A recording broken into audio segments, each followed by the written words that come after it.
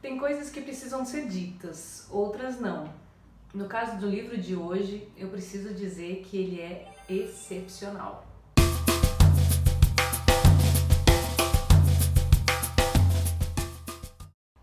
A gente vai falar sobre esse livro aqui, Torturado, de Itamar Vieira Júnior. Aí vamos começar dizendo que essa capa, né, que eu não consigo mostrar no Kindle, mas é uma capa linda, da artista, ilustradora Linoca Souza. Tem vários trabalhos muito bonitos. Bom, o Itamar Vieira Júnior é um escritor brasileiro. Ele é formado em geografia, fez também um doutorado em estudos étnicos e africanos pela Universidade Federal da Bahia, que ajudou muito ele a escrever esse livro, Torturado. Ele ganhou também com esse livro um prêmio de Portugal chamado Prêmio Leia. Torturado é um romance também, que conta a história de uma parte do sertão da Bahia. O livro narra a história de duas personagens principais, a Bibiana e a Belonísia, que são irmãs. Logo no início da narrativa, elas sofrem um acidente e esse acidente faz com que uma delas perca a língua e fique muda. Depois desse incidente, a gente vai acompanhar a trajetória dessas duas garotas até a maturidade. Elas moram com a família em uma fazenda e elas moram em situações que são análogas à da escravidão. Para elas poderem estar ocupando aquele território da fazenda, elas têm que trabalhar, todos eles têm que trabalhar. Então, eles não ganham salário, a única coisa é que eles trocam aquele lugar onde eles moram por trabalho, é o direito que eles têm. A gente está falando aí já de um início da situação dos quilombolas, né? Então traz muito dessa tradição do que é aquele lugar, aquela região, povos que ocuparam essas regiões com todas as suas tradições culturais, religiosas. O livro é dividido em 3 partes e cada uma dessas partes é contada por uma personagem diferente. Então a gente acompanha essa história, mas com diferentes vozes. Por isso que hoje eu queria falar sobre os tipos de narrador.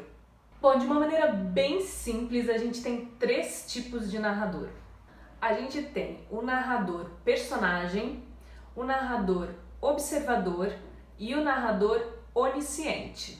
O narrador personagem, ou aquele narrador que a gente chama de narrador em primeira pessoa, o eu, ele é aquele que está narrando sua própria história. Isso quer dizer que eu tenho a narrativa da perspectiva do olhar desta personagem. Então, tudo que eu penso e eu sinto vai passar aí por esse discurso, por essa narrativa. Quando eu falo de um narrador observador, é alguém que está olhando essa narrativa, essa ação, esse acontecimento ou esses acontecimentos de fora. Então, ele não sabe exatamente o que essas personagens estão sentindo ou o que elas estão pensando, mas ele está narrando todos esses acontecimentos.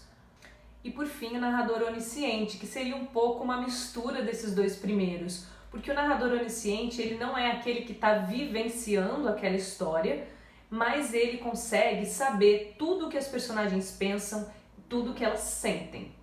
Quando a gente está pensando em literatura, é muito importante que a gente veja que nada é muito arbitrário.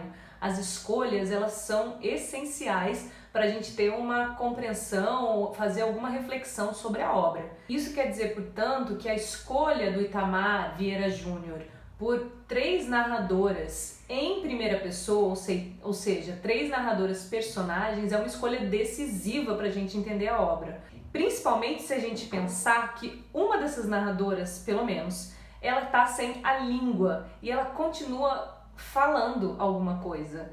Ela tem um texto, ela tem um discurso. A questão da língua e do silêncio é muito importante dentro dessa obra. Cada vez que a gente fala ou que a gente escreve, a gente está deixando de alguma forma o nosso registro dentro de alguma narrativa, seja ela da ordem ficcional ou da ordem da realidade.